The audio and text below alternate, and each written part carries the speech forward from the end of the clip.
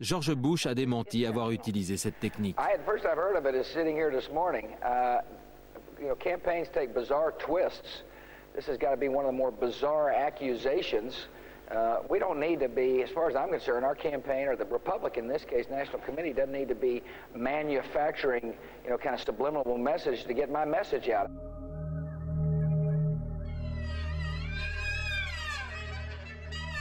Cependant, la persuasion subliminale a un côté plus sombre.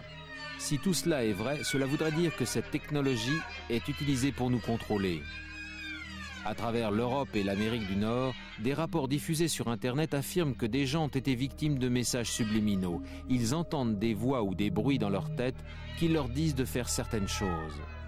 Ceux qui entendent ces bruits prétendent qu'ils leur sont envoyés par les Purps, une autorité de l'ombre qui tenterait de contrôler leur vie. Le docteur Armen Victorian a étudié de nombreux cas de contrôle de l'esprit. Ils peuvent programmer un individu pour qu'il effectue certaines choses de telle façon que cette personne pense qu'elle réalise ce qu'elle a envie de faire.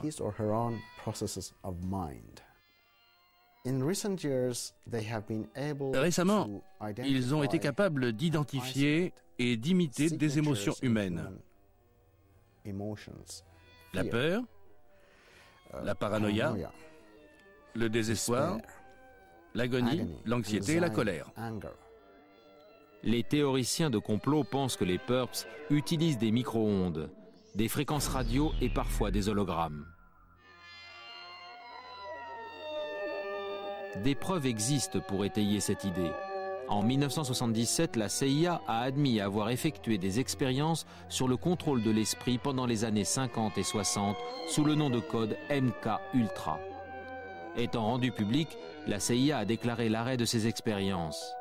Mais des témoignages récents semblent montrer que ce contrôle de l'esprit est toujours en pratique. J'ai fait de la méditation pendant une longue période de ma vie afin d'apprendre à me connaître. J'avais donc vraiment le sentiment de maîtriser mes pensées. Mais c'était comme si quelqu'un d'autre était entré dans mon esprit. Un matin, une voix m'a dit « Bonjour Cathy » et cela m'a réveillée. Ce son était comme métallique. Ils n'utilisent plus cette technique maintenant, c'est dépassé. Mais cette voix m'a réveillée, et ce n'était pas moi qui l'avais imaginé. Ça venait de l'extérieur. Je vous assure que je ne suis pas folle. Les victimes affirment que ces simples phrases se sont vite transformées en des bruits qui les empêchaient de dormir, de travailler ou d'avoir une vie normale. S'ils arrivent à me programmer ou à vous programmer, ils peuvent facilement superposer n'importe quel sentiment émotionnel sur vous, ou bien vous mettre dans un fond sonore silencieux. Le cerveau ne peut même pas l'entendre. Vous n'avez aucun moyen de le contrôler.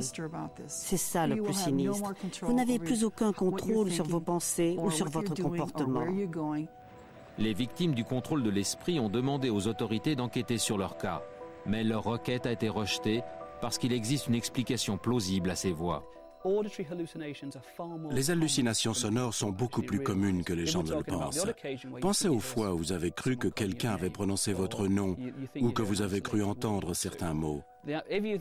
Par contre, si vous commencez à entendre de longs messages dans votre tête, alors il faut penser à aller consulter un psychiatre.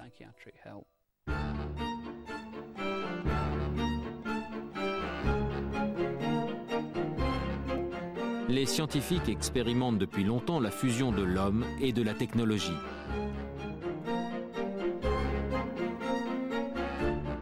Des expériences récentes utilisaient des puces électroniques pour relier les messages au cerveau humain. Les théoriciens de complot pensent qu'une fois implantées sous la peau, ces puces peuvent servir à traquer les gens et même à influencer leurs pensées. Le médecin suédois Robert Nisland est un exemple type. En faisant un examen de radiologie en 1977, une puce implantée a été découverte dans son crâne. La puce a dû être retirée par un chirurgien. Le docteur Nisland n'avait aucune idée de sa provenance. J'ai montré ces radios à plusieurs consultants britanniques et ils ont admis qu'il y a quelques corps étrangers sur ces radios. Je leur ai demandé s'il existait une seule raison pour qu'une telle puce soit dans le corps d'un individu. N'ayant pas de réponse, ils m'ont dit que non. Son crâne ne présentait aucun problème particulier, aucune raison valable d'avoir un tel implant. Il ne comprenait pas la présence des corps étrangers. On ne peut pas relier la puce de Robert Nisland à des messages secrets. On ne sait même pas si la technologie de l'époque était assez évoluée pour cela.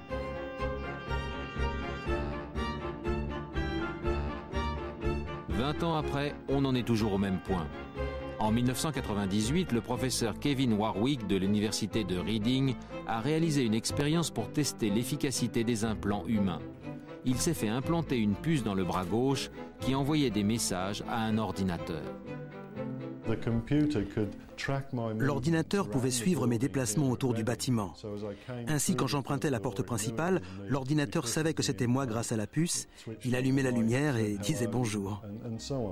Impressionnant, mais il y a une grande différence entre suivre les gens et changer leurs pensées et leurs comportements. À ma connaissance, cette technologie reste limitée sur les humains. Il y a encore quelques progrès à faire pour que les implants permettent aux gens handicapés de se déplacer. Mais en ce qui concerne les implants pour espionner les gens, il faudra attendre encore un bon bout de temps pour que cela puisse être utilisé. Mais tout le monde n'est pas convaincu. S'ils veulent le faire, la technologie est là. Toute personne peut être suivie en étant programmée sur un satellite relié à des ordinateurs. Il faut une gigantesque énergie pour pouvoir changer les pensées des gens. Il faudrait un énorme émetteur de micro-ondes aussi grand que la Grande-Bretagne. Il serait vraiment difficile d'obtenir des implants indétectables. Il existe des moyens plus simples pour traquer les gens.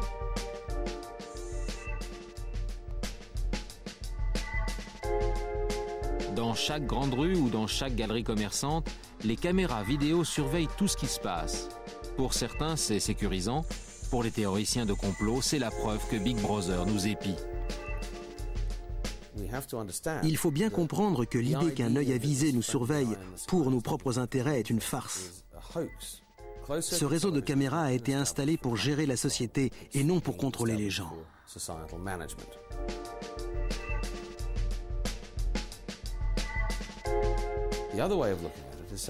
Il y a une autre façon de voir les choses. On surveille toute la population, ensuite on élimine tous ceux qui vivent normalement et on surveille uniquement les personnes suspectes. Cette seconde méthode est utilisée par toutes les autorités au monde. La surveillance de masse, réduite à certaines cibles. Autrement dit, c'est un vrai cauchemar. Au moins, ces caméras sont visibles. Selon les théoriciens, la surveillance cachée est encore plus inquiétante.